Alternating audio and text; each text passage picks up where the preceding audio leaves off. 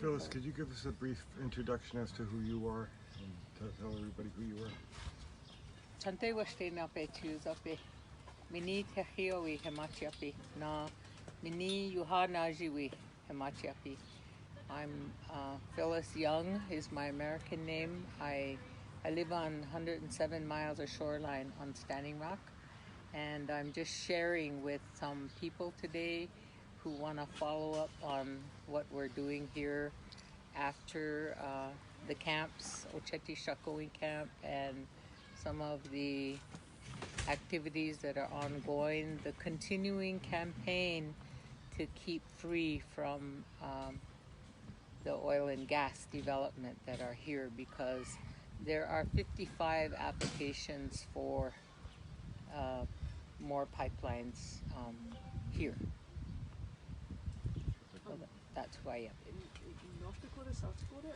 In North Dakota, there are over 55 applications for pipelines to cross the Missouri River. Oh, wow. And there are over 300 spills that have occurred, and so the initial consultations we had with the U.S. Army Corps of Engineers, our main concern was about the spills, about the past spills, the existing ones. So you can access that on YouTube, where we let them know that we wanted the big spills on the Missouri, because under the treaty, the Lakotas and other indigenous nations have the title to the Missouri River, which is the Virgin River in the United States.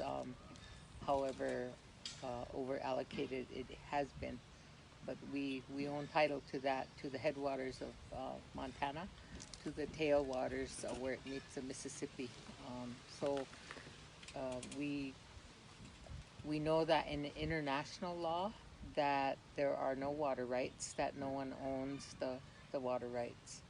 And so we have a unique law that is in place in the treaties that says that we own that to the East Bank.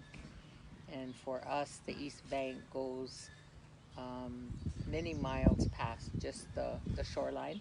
It goes to the James River in North Dakota, which is about 60 miles east, that goes down to the state of South Dakota. So that's actually the East Bank and the border of the Missouri River.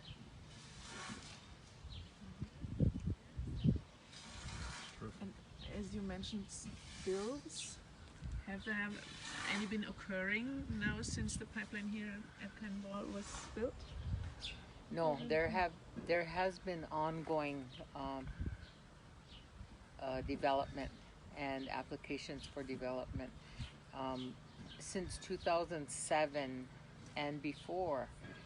We've been fighting for pipelines, Standing Rock, and so in 1981 was the northern border gas line, which did go under the Missouri in 1981.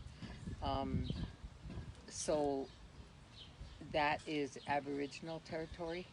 That is not part of the 1980 Supreme Court case that said we sold the Black Hills and they gave us money for it, which we have never accepted. In the U.S. Treasury, that money is well over $4 billion now, that we have never accepted anything, and the Black Hills are not for sale.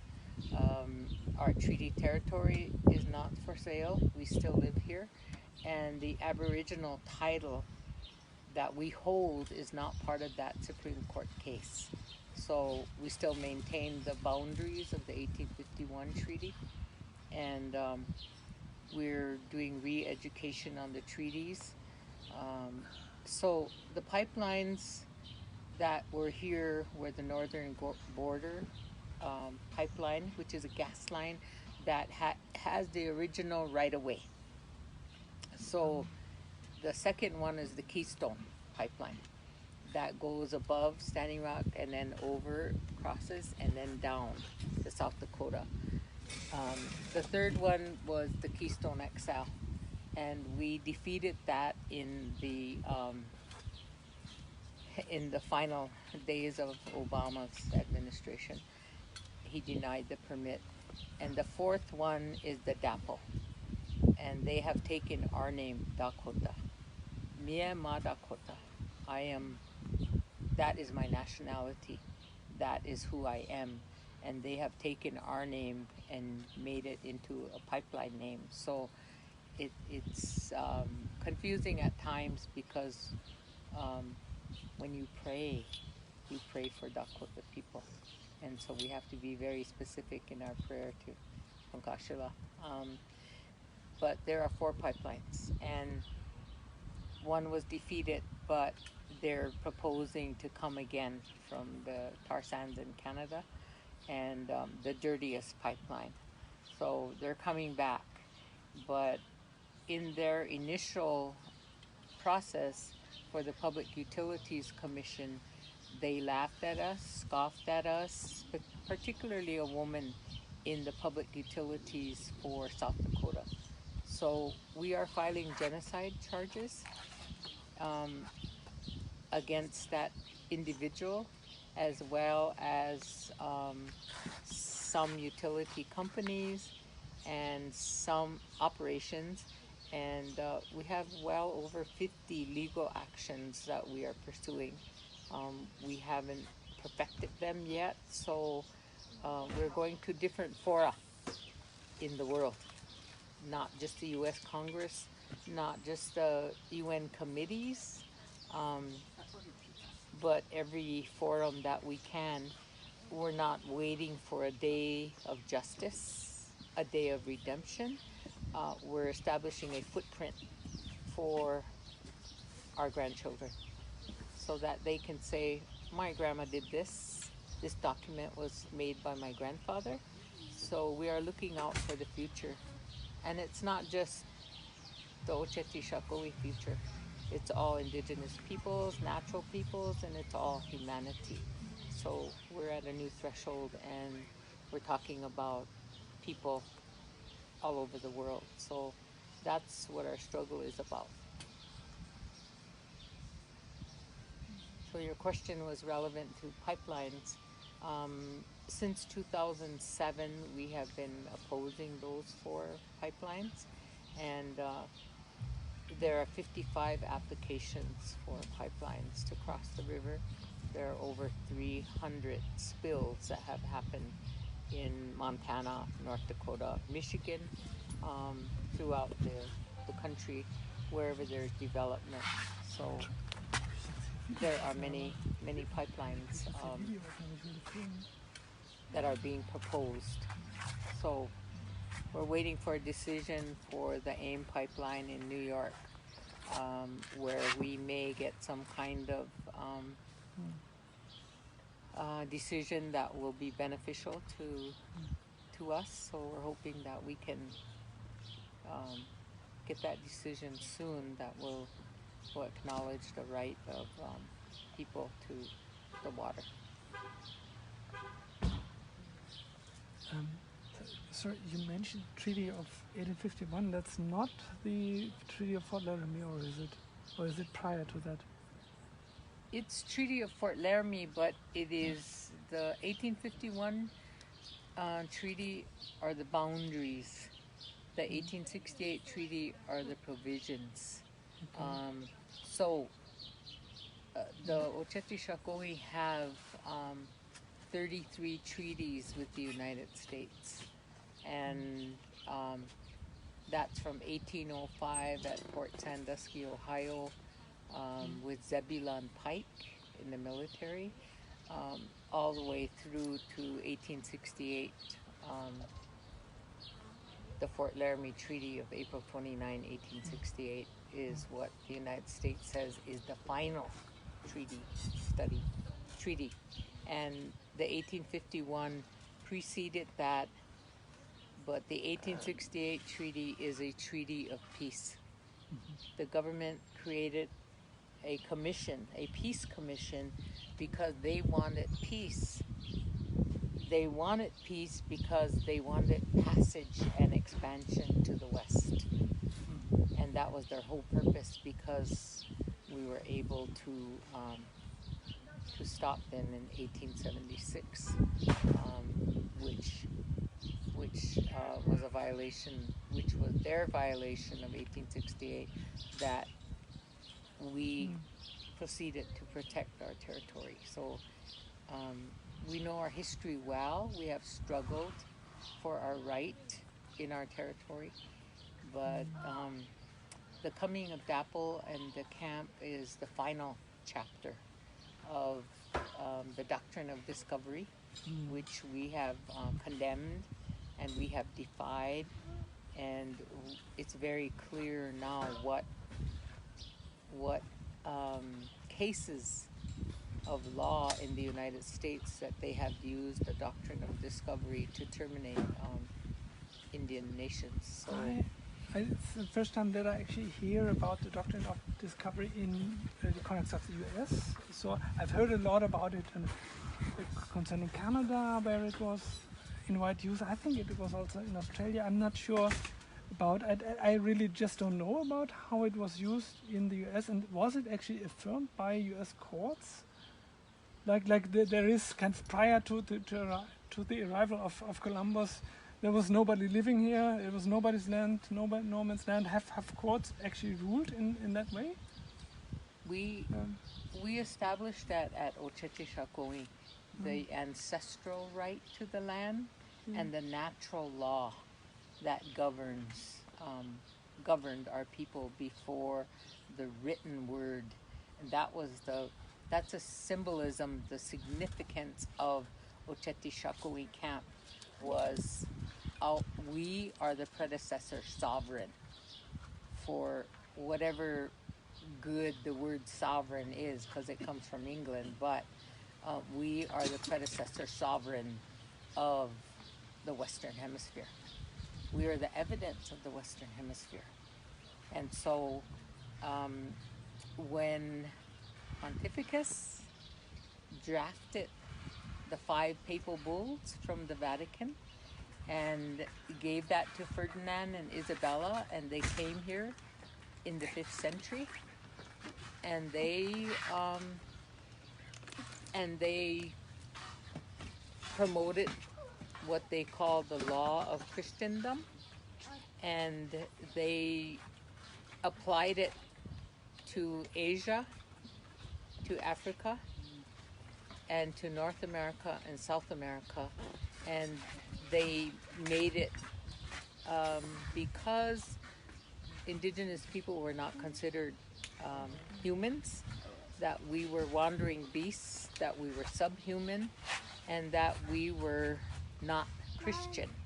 So therefore, we were not entitled to the land. And therefore, any Europeans could take any land that they wanted when they came here. So that doctrine of discovery was worldwide, and we're reteaching history. We're teaching the history from our perspective. It's our story. Someone's doing that on purpose? I always feel. So if you look at the doctrine, the law of Christendom, it applied to Asia, to Africa, and it legalized slavery, slave trading, and the indigenous people in this hemisphere were the most godlike. So it was easy to enslave us. And we also know that to be called Indians is our history, because India was not a country or a word or a definition in the 5th century. Columbus was not lost in India, because India did not exist at that time. So when they came, they called us Indios. It was in the Spanish language. And Indios means with God, in God. That our people were so godlike, so spiritual, and not warlike. and we have beautiful languages that are spiritual and flowery. We do not have cuss words in our language. So we understand and we relate to that indios, that we were children like God. And that was the definition of the native scholars in Peru who gave that story many years ago. So we continue to interpret our story, that that's who we were, that we were children of God, that we were spiritual people, and that we were easy to be enslaved.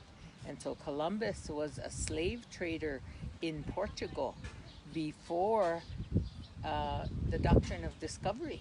Before he came with that edict from Spain, he already was an expert slave trader. So he created the first slaves, indigenous people in the Americas, in South America. So very easy to take a shipload of godlike people back to be enslaved. And so we have something in common with Asia, Africa, and the Americas, that we all are, we survived the doctrine of discovery.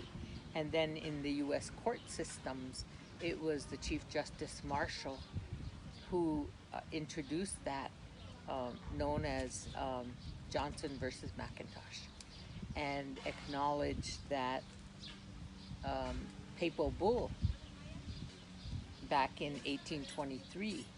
And then you fast forward to 1953, where they were, that was an era of termination to eliminate the Indian people forever. 1953 was in my lifetime, to bring forward that doctrine, that papal bull from the 5th century to 1953, to use it in the U.S.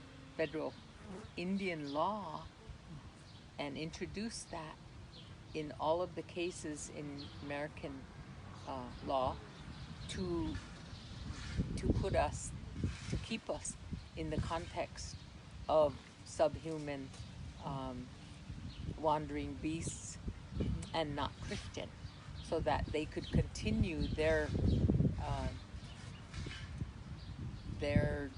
expansion, their taking of our territory without compensation. So we know the history well now, how it has been perfected, along with the perfecting of the technology of hydrofracking to take the resources from Mother Earth underneath, and so to take out our heart and soul as human beings. We now understand, and we are defying the doctrine of discovery, and we've mastered the Western world, their languages, their protocol. We don't want to take up their mission to kill us off, but we will pick up the best of their technology and their methodologies, and we will use them for the benefit of humanity here. So yes, it was introduced in our federal court system. We now know the cases. We have all the case laws that were used on indigenous nations in this country, and we are defying it. So no more unilateral court cases that say, I'm taking this away from you, because we will challenge you on the treaties which were written by Isaac in 1806, who introduced the protection of Indians into the U.S. military code, who introduced it into the Articles of Confederation and the Articles of the U.S. Constitution. So the protection of Indian people have always been there by the best human beings that drafted those laws, by the intellectuals in this country. So we can pick and choose our federal cases that protect us. Yeah. So, but have there been cases that can formally throughout the doctrine of discovery, or is it kind of still lingering there? Is it?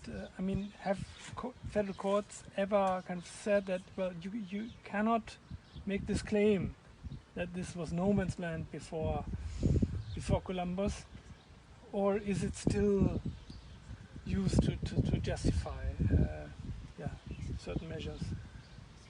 So I just explained that Yeah. the protection that we were here, Yeah. the acknowledgement that we were here before you, Yeah. is written in the Articles of Confederation, Okay. which So, yeah. preceded the U.S. Constitution. Yeah. So it's also written in the U.S. Constitution. So, and Article 3 of the Military Code, Yeah. that you will never harm the Indian people who live here. Yeah. And yeah. so yeah. Dakota Territorial Act here says you will not interfere in the jurisdiction of the Indian people who live here. Oh. That was violated. But the law also says there has to be an assessment and damages for trespass. So we are filing a multi-billion-dollar claim for the trespass of our territory. Okay. I just was asking because I thought, well, I understand that in the US, like case law is very Do important. you just want to be like it has been before? So do you want to live like before, or do you want to do your own thing here on the reservation? So we're at a new threshold for humanity, and so Sitting Bull said to pick up the good things and leave the bad behind. So in some ways we are spoiled human beings. We like the taxi cab, we like the bottled water, we like to be comfortable. So but we're also at a threshold where we have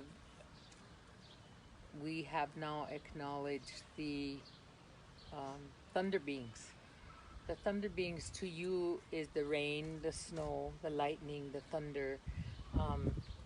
Those are our gods.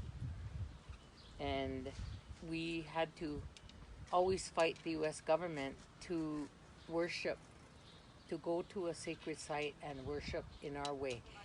For 60 years, including in my life, we were prohibited from worshiping in our way. So only in 1978 the U.S. Congress passed the American Indian Religious Freedom Act. So it said you can now practice your religious freedom. So it's only 40 years that we are at that practice. And so the Sundance was critical to the spirituality and well-being of our people. And to not have that Sundance and to have it banned did a great deal of damage to the generations. And so having taken that back, we're also at a time and place where we can now connect with the thunder beings.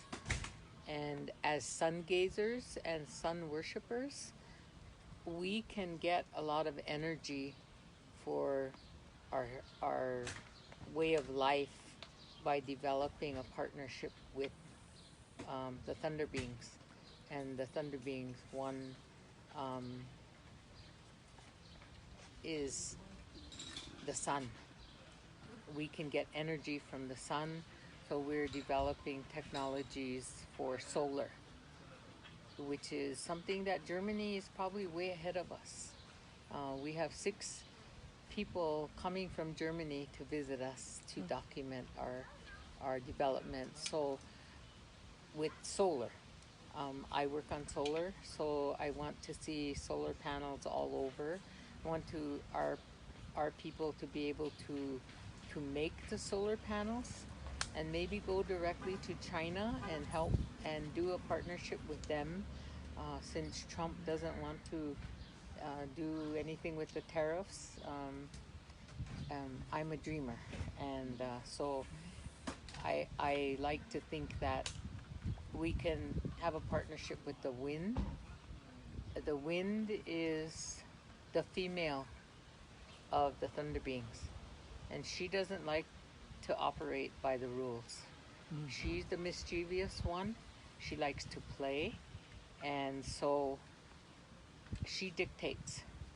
But she is also the circle in the hurricane, the eye of the hurricane, the tornado, and we're in the age of Aquarius, so she is pretty much the one who makes a decision on where she will go and what she will do. So along with the rain and the water. So we have to be mindful and respectful of how we develop the energy for our technology, acknowledging that spiritual part of the wind.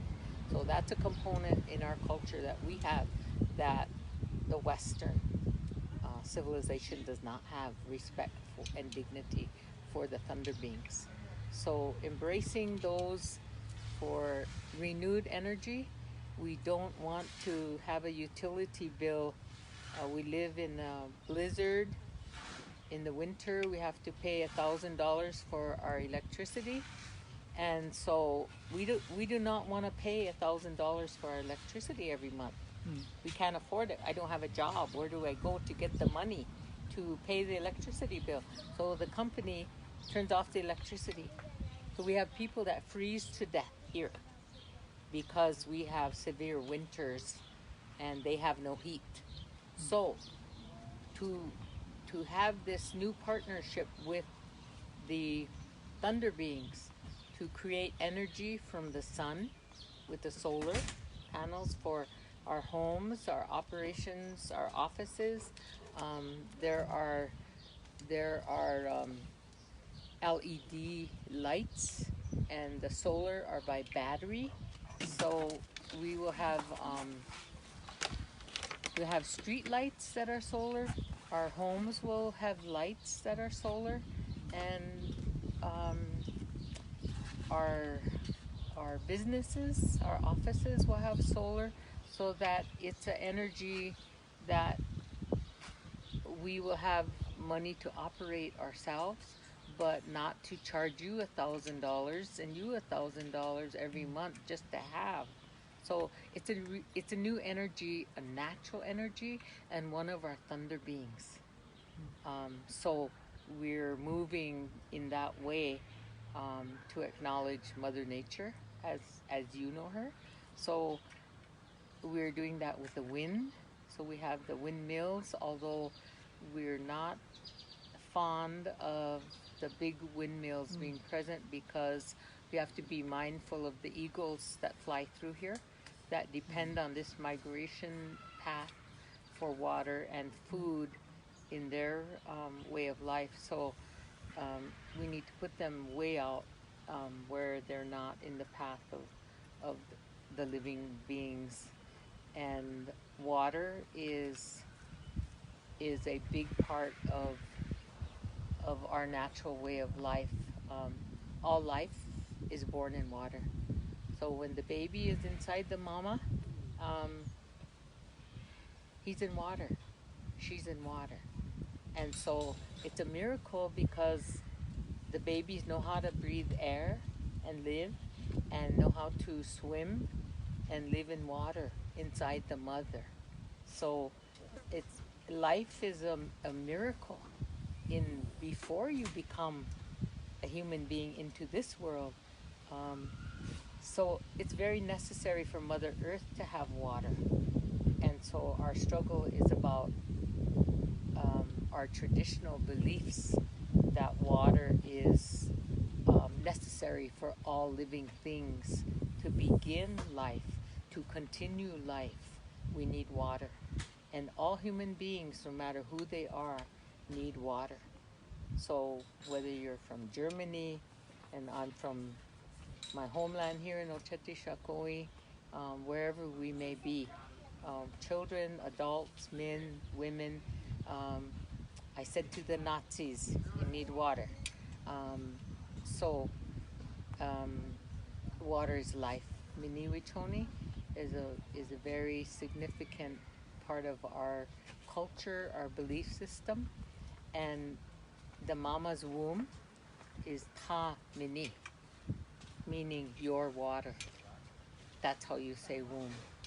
But you look at our language and the universe, our standards are universal.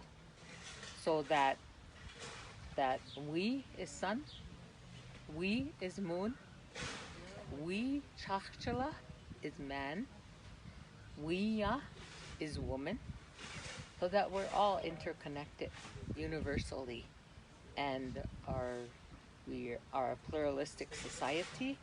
We are not supposed to discriminate against any human being in our societies. So we have a beautiful culture, and we have a beautiful way of life and belief systems that are good for the world, and we have a lot to offer the world. So I'll end there. Just one, since you were talking about the language, we just came from Minneapolis, Minnesota, so I just noticed that there are lots of place names starting with MI, with me. So is this all about water? Oh yes, oh So, yes. yeah. If you know us and you know our language, and the more you know our language, you will appreciate us and you will love us. Because I said, first of all, all the states are named, not all of them, but named for the indigenous people who are here. Indiana is just, they put Indian and they put an A at the end of it. Missouri is the name of indigenous nation. North Dakota, South Dakota, we are Dakota territory. They were never supposed to sever us and break it in two, but I said earlier, Mia Ma Dakota. That's like you saying, I'm a German. I say in my language, Mia Ma Dakota. Dakota means friend or ally. And so that's who I am. You put a W-O in front of Dakota, Lakota, or Nakota, Wo. Together, Wo Dakota means peace. Means peace. So we, in 40 years, we have taken back our religious freedom and our spirituality, which is innate every day, every place, not just a God box on the street corner once a week on Sunday to say, forgive me, I did this, and go back and do it again. Ours is every day. And so it's spirituality. And so, yes, Minnesota is Mini. So the new children have a new t-shirt. It's MNI. Mini Sota. S-O-T-A means hard water. Or it could be Mini Ota, which means many waters. And they have thousands of lakes. And I believe that that's why they call it Thousand Lakes, because it's Mini Ota. So, but the t-shirts are not M-I-N-N-E, they're M-N-I, Okay. which is in our language Mini Ota, which means many lakes or many water. So, so it's named after, it's in our language. That was Oceti Sakowin territory, where they ran the Dakotas out, where President Lincoln hanged 38 plus 2 in a mass execution of our people for being there, for defending their homeland, and one of the first acts of genocide that our people are filing claim on also.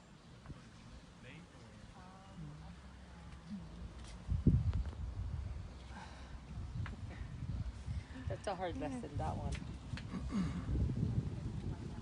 So, you have any more questions? Would have What so can many you, questions, but you have any questions? No, not right. because I guess one question which really bothers me a lot, especially since the conversations we had yesterday, was kind of how the local Lakota community and the water protectors from all over the country kind of interacted last year, and whether this worked out or didn't, or what your assessment of that is. I mean, it seemed from some of the talks we had yesterday that local people, some of them feel that people who came to support them here were not respectful enough, or were not. I think I heard the word prayer a lot. So as long as it was all kind of prayerful, which is a word which is maybe not so easy to understand for me, but anyway, that there was a point where the balance shifted from kind of native allies coming and supporting you to kind of white hippies coming and having their own agenda, and at that point maybe the local community was not so happy with people camping out here and continuing the struggle here, and would have preferred them to go home. Is that like what is your view of that? Like would you have, like in January 2017, for instance, would you have thought that, well, it's better if the camps dissolve and people go home, or it's better that people stay on and keep struggling here? I think that it was a symbol of a symbolic of what is occurring throughout America and probably the world, but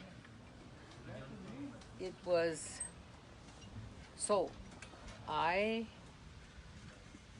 sponsored on my land on 200 acres a healing in September of last year, 2017, for all the people who felt that they had pain when they left here. There was many people who were homeless. There were 30 people who didn't have a home to go back to in America. And ideally, the way we are, we didn't want to see them suffer and go away somewhere. So there were many different situations, and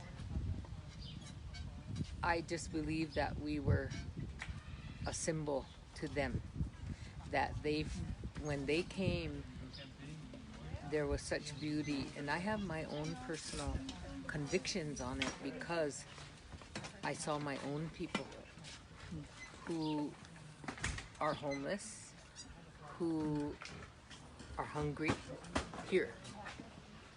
So we're not a perfect society here, and we don't take care of our own people, but we have rules and a belief system that we embraced 40 years ago. So I, as an activist, helped co-found the Women of All Red Nations. And I had to do that in 78 to step up, because the chief said, you women have to step up, because only the women can speak about birth. Only the women can speak about the female life. Only the women can do these things, and we have societies for that. So what was happening? Sterilization of Native women in the government IHS. I stepped up to campaign to stop the sterilization of our women. So that was in 1978. And by 1991, we were able to get Congress to stop, to make a law to stop the sterilization of not only the women, but the men. And the highest rates were for Oceti Sakowin. We have always been victimized by the manifest destiny was for us because of who we are. So women stepped up. We co-founded the Women of All Red Nations. We did help to do 20 points. We marched in the Trail of Broken Treaties in 72. In 73, Wounded Knee happened again because of the crimes against our own people. And we had to fight our own people to weed out the bad ones. And then in 74, they came here for the chiefs came asking us to host the International Indian Treaty Council. So June 1974, we hosted the first International Treaty Council here. And by 1977, we sponsored the Geneva Conference in Switzerland at the Human Rights Commission. And so we began the UN Declaration on the Rights of Indigenous Peoples, which was my work for 20 years, going back and traveling the world over to fight for human rights. So it's we have been placed because of the resources. So in 1952, there was exploratory rights owned by certain Americans, and they perfected their technology of hydrofracking in 1972, in the 90s, and they came back this time with a vengeance because they perfected the technology. And so we continue to try to protect our homeland, to live in peace. And so, yes, that encampment represented all of the social pathologies of the world, no matter what. Alcohol, drugs, you name it, was not a perfect camp. So don't look for perfection because it wasn't there. But we maintained with no police and no guns. And maybe they were there, but we found them. And we evicted the ones who did bring guns, who did, for very affluent families in America, children of those that came, homeless people, you name it. We're not good to each other here on Standing Rock. We're not good to each other in Indian country. That's why we're so regulated the way we are. So we have to fight and struggle internally.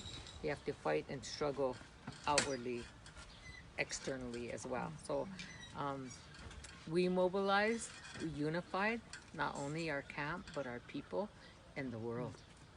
We did something that wasn't done in this time in history for us for 150 years. So that's a blessing, and people were woke all over the world.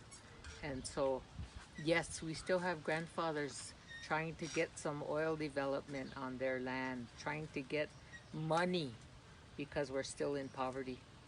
But 1952, they came with the government owned all the exploratory rights, and now they own all the exploratory rights in the four corners: Iran, Iraq, Afghanistan, and Turkey. So now that same company has gone to the Middle East to prostitute their lives, and that's why there's no flyover zone by Bush for the Kurds, because the Kurds are the next Oceti Sakowin, because they were here. They owned all the exploratory rights. And when you have Army Corps, 4 or 5 Army Corps associate generals who are running DAPL and claiming the private sector as their trademark when all of it is previously government data, they have a handle on all of it. But the doctrine of discovery is perfected because they've invaded all of our property. So we know them by name, and I'll say Damon Daniels is one of the culprits named by our community, who is an Army Corps We know Are they related to the company? Like this what's it called? Energy Transfer. partner. How are they involved? they're all connected. Yeah. They are the investors for DAPL. Okay. They're investors for all of the pipelines that are coming through here. So Domini, who was the Army Corps that we negotiated with in 1992, we had a legislation. He was the authorized official the military. He became the CEO for Halliburton. Halliburton is with DAPL, and so it goes. So we know these Army Corps people who became the corporations, and now the corporations are trying to create corporate world and do eminent domain, which they do not have. Only the government has that. So we either got to straighten our government out, or they have to secede from our territory. We do not secede from our own homeland. They, America, needs to secede and go away from our territory, from our land. So that's where we're at. I was here before they occupied and made the dams, and they occupied after, and they occupied by DAPL, which is genocide. To take our land and then to take our water is genocide, but I do not occupy. I am ancestral, natural inhabitant of this Western Hemisphere. And so you need to teach the Germans that we're here, we're the predecessor sovereign of the Western Hemisphere. So I'll end there. Thank you. Terrific. Can you just explain what eminent domain means? Because that seems to be a legal term which I just don't know. You don't know? No. It's a fake taking. Eminent domain is when the government can take it for a public purpose. Okay. So they used it when they took our land. There's 197 landowners on the river here. They took the land for a public purpose. The public purpose is the water is for drinking. The water is for fishing, recreation, so you can go camp there and enjoy. The public purpose was not building a dirty pipeline under the subjacent lands of our water. So that's the difference. And the corporation doesn't have the authority for eminent domain. So Energy Transfer, DAPL cannot come here and say, I can take your land for my corporation. The North Dakota Attorney General just ruled that this land could not be used for, they were not the landowner because it's illegal for them the way they access the land. So that's up in the air right now. And we will pursue actions against them. Yeah, that's good to know. But I mean, usually then the companies have governments on board who then determine that it's, what it was called, Eminent domain. Eminent domain. But see, that's all part of the domain, is part of the dominance from the law of Christendom. Dominate. They have dominated us and created the worst crimes against our people with the use of that eminent domain. Is like ignoring us and taking. So we're very, very, we know now what they're taking.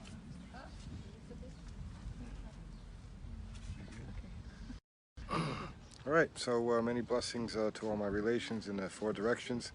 An honor to share space here today with Phyllis Young, and be sure to share this out to your groups.